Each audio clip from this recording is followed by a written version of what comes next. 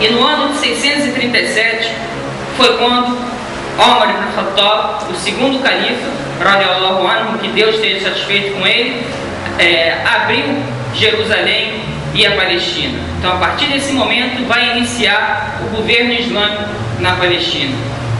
E o fato é que quando os muçulmanos entraram na Palestina, a forma com que eles abordaram as pessoas que ali estavam foi de uma maneira carinhosa e respeitosa.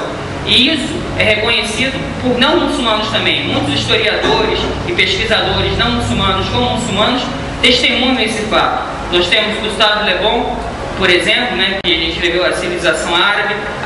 Recentemente, Karen Armstrong, que também é uma escritora de grande sucesso, narrou diversos episódios relativos a isso. Inclusive, essa escritora, num livro que ela intitulou Holy War, ou seja, Guerra Santa, se for traduzido ao pé da letra, ela mostra pra gente como foi a entrada de Omar em Jerusalém. Eu vou ler para vocês esse trecho que eu acho interessante, porque é o testemunho de não muçulmanos acerca da conduta islâmica. O califa Omar entrou em Jerusalém montado em um camelo branco, escoltado pelo magistrado da cidade, o patriarca grego Sofrônio. O califa pediu para ser levado imediatamente para o monte do templo, e lá ele se ajoelhou em oração no local onde seu amigo Muhammad sallallahu alaihi wasallam tinha feito a sua viagem noturna. O patriarca assistiu horrorizado e pensou: deve ser a abominação da desolação que o profeta Daniel havia predito a que a pessoa entraria no templo. Este deve ser o anticristo, que iria anunciar os últimos dias. Próximo, Omar pediu para ver os santuários cristãos. Enquanto estava na igreja do Santo Sepulcro, o tempo da oração dos muçulmanos chegou. Cortesia do patriarca convidou a rezar onde ele estava. Então o patriarca convidou Omar a fazer oração na igreja do Santo Sepulcro. Omar recusou educadamente e disse: se ele se ajoelhasse para rezar na igreja, ele explicou, os muçulmanos iriam querer comemorar o evento e construiriam ali uma mesquita. E isso significaria que eles teriam que destruir a igreja do Santo Sepulcro. Então Omar se retirou para um local um pouco afastado da igreja do Santo Sepulcro e ali fez a sua oração. Ali, na verdade, hoje se encontra construída a mesquita de Omar. Então, uma mesquita que foi construída em relação a esse episódio. Ela narra também que o local onde no Monte dos Templos era um local que era considerado um lixão. Os cristãos ali, eles utilizavam aquilo como um grande aterro de lixo. Então ali eles jogavam os lixos. E quando Omar ibn Khattab chegou e viu aquilo, ele foi o primeiro a começar a catar e a limpar aquele lixo. Logo em seguida, os muçulmanos, ao verem isso, começaram a ajudar, começaram a limpar aquele local. Então a gente vê que isso é testemunhado e narrado até por não muçulmanos. Ou seja, os muçulmanos acabaram trazendo a civilização para Jerusalém e para toda a Palestina. Um outro dado importante é que os muçulmanos nunca recorreram a campanhas de conversão à força. Ou seja, os muçulmanos entraram e deixaram as pessoas seguirem suas religiões conforme a sua vontade. Nunca pressionaram ou forçaram ninguém a se tornarem muçulmanos. No entanto, muitas pessoas se tornaram muçulmanos ao verem a conduta dos muçulmanos naquela área, naquela região. Muitas pessoas abraçaram o Islã de livre, espontânea vontade. E isso chegou ao fim. No século XI, quando a Palestina ela acabou sendo conquistada pelos cruzados.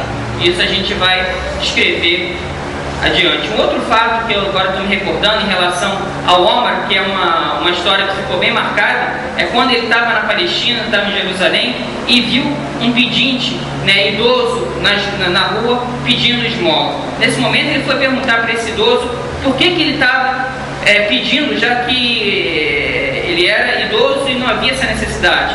Ele disse que quando eu era jovem, os muçulmanos cobravam de mim um imposto, e agora que eu fiquei velho, idoso, eles me esqueceram.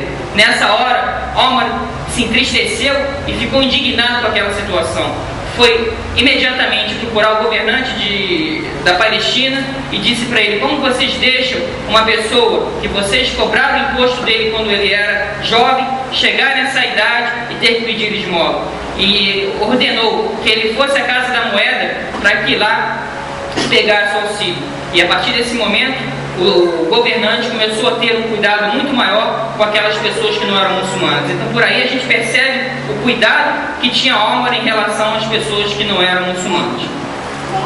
Aí vamos ter uma segunda etapa, né, que é a etapa em que vieram os cruzados. Nesse período que os muçulmanos governavam, foi um período de extrema justiça, paz e harmonia na Palestina. No ano de 1095, o Papa Urbano II, no dia 27 de novembro, fez o Concílio de Clermont, que ocorreu na França, onde se organizaram mais de 100 mil combatentes europeus previstos para irem para a Palestina. Qual era o objetivo deles? É libertar as terras sagradas, a Terra Santa, das mãos dos infiéis muçulmanos.